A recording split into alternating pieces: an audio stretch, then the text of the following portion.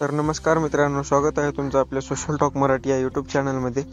तर आजच्या व्हिडिओमध्ये आपण हे पाहणार आहोत की मुख्यमंत्री माझी लाडकी बहीण योजना यांची डेट तर एक्सटेंड झालेली आहे, तुम्हाला सर्वांना माहिती आहे।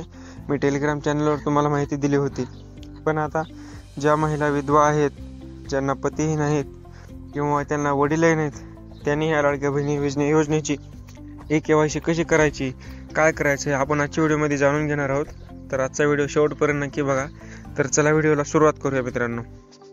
तर सर्वप्रथम तुम्हाला इथं मुख्यमंत्री माझी लाडकी बहीण योजना या वेबसाईटवर आल्यानंतर इथं तुम्हाला ऑप्शन दिसत असेल, मुख्यमंत्री माझी लाडकी बहीण योजनेची लाभार्थी KYC प्रक्रिया पूर्ण करण्यासाठी येथे क्लिक करा।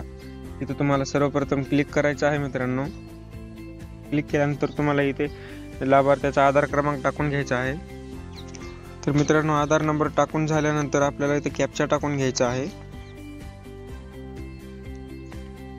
आणि मी सहमत आहे या बटनावरती क्लिक करून OTP पाठवा या बटनावरती क्लिक करायचं आहे। तर OTP तुम्हाला इथे टाकून घ्यायचा आहे मित्रांनो, जो तुमचा आधार लिंक आहे त्या नंबरवर OTP जाईल तुमचा। तर मित्रांनो बघा, OTP टाकून झाल्यानंतर तुम्हाला सबमिट या बटनावरती क्लिक करायचं आहे। सबमिट झाल्यानंतर तुम्हाला इथं ऑप्शन आता येतील बघा, वडिलांचा किंवा पतीचा आधार क्रमांक। तर इथे तुम्हाला वडिलांचा किंवा पतीचा आधार क्रमांक, कोणाचाच आधार क्रमांक टाकायचा नाही आणि मी सहमत आहे बटनावरती क्लिक, OTP पाठवा बटनावरती क्लिक करायचं नाही, त्यांची काहीही गरज नाही। तुम्हाला फक्त हे अर्धवटच KYC करायची आहे मित्रांनो। फक्त तुमचे लाभार्थ्याचा आधार क्रमांक टाकून OTP टाकून सबमिट करायचं आहे आणि जे तुमचे डॉक्युमेंट आहेत, समजा पती जर मृत असेल तर डेथ सर्टिफिकेट हे तुमच्या अंगणवाडी सेविका किंवा जिल्हा महिला बाल विकास विभागामध्ये तिथे जाऊन द्यायचं आहे किंवा तुमच्या अंगणवाडी सेविकेमध्ये द्यायचं आहे। जर समजा घटस्फोटित महिला असेल तर त्यांचं घटस्फोटित सर्टिफिकेट अंगणवाडी सेविकेकडे द्यायचं आहे।